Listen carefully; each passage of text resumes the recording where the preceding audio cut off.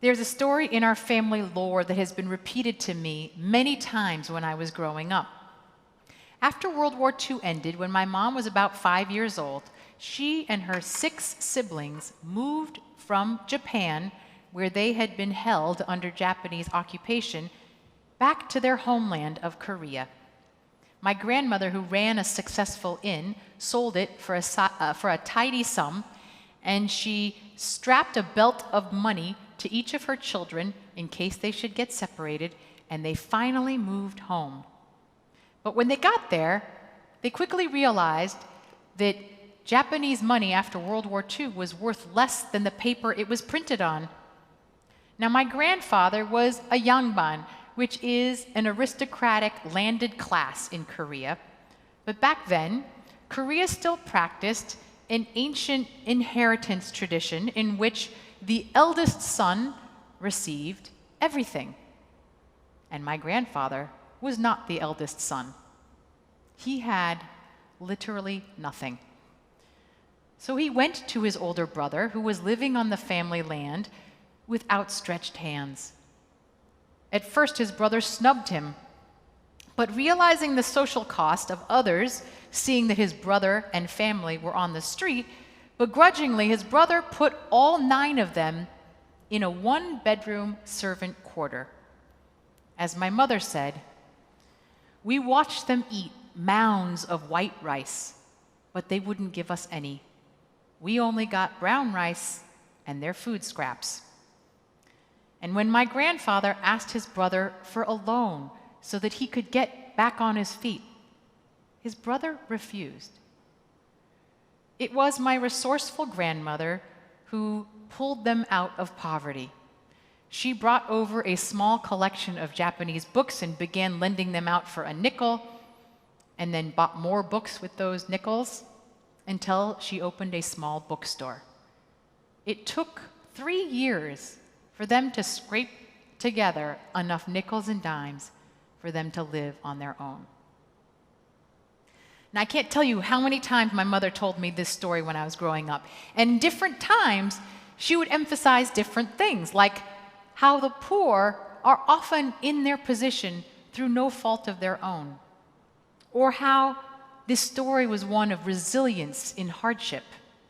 But no matter what, her final message always was this: it is shameful to treat family like that. You see your brother and family destitute, you help them.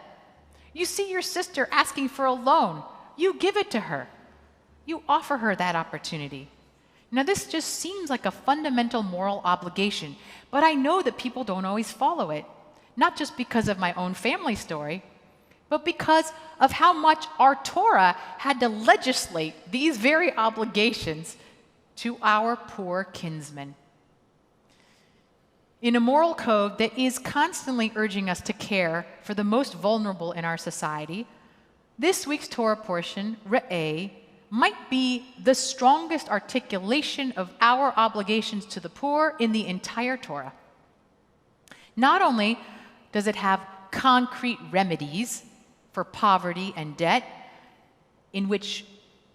but it also has an articulation of a communal social ethic in which we should see the poor and the widowed and the orphan not as someone else's obligation, but as our own brother and sister.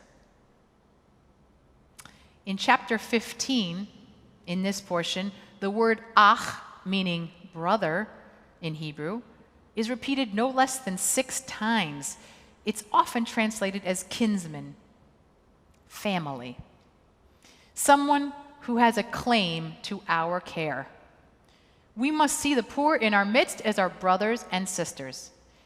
And in case you were wondering whose side God was on, a few chapters later, God warns explicitly, "If you mistreat them, I will heed their outcry as soon as they cry out to me, and my anger shall blaze forth, and I shall put you to the sword, and your own wives will become widows, and your own children will become orphans."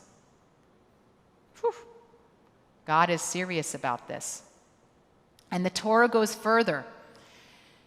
If you are willing to choose blessing over curse towards the poor, chapter 15 offers us a profound vision. Then there shall be no needy among you. If you only heed the Lord your God and take care to keep all this instruction which I enjoin you on this day. A vision where there will be no needy. Wouldn't that be amazing? But our Torah is quite practical and knows that we will most likely not keep all of these commandments, and this utopian vision will likely never come to be. It forces us, re'eh, which is the command, see the stark reality before us.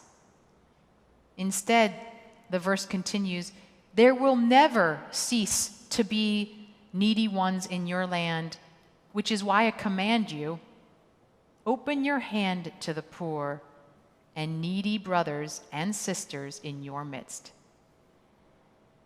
So once we actually see that there will never cease to be the needy in our land, this portion offers us 3 concrete remedies so that there should never be a permanent underclass.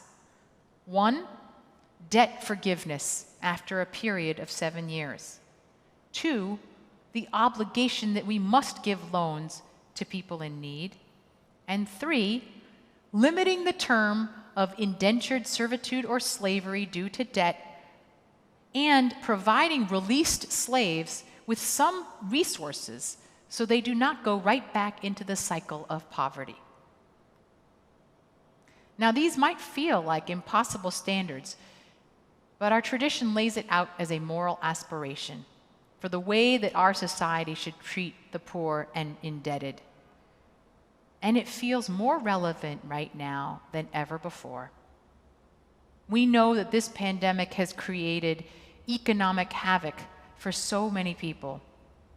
Over 50 million Americans are unemployed today. This pandemic has wiped out businesses and jobs and far too many lives, leaving enormous numbers poor and widowed and even orphaned. We understand how so many are destitute right now due to forces that are beyond their control, saddled with rents and mortgages they cannot pay, debt that is piling up beyond the possibility of repayment in their entire lifetimes.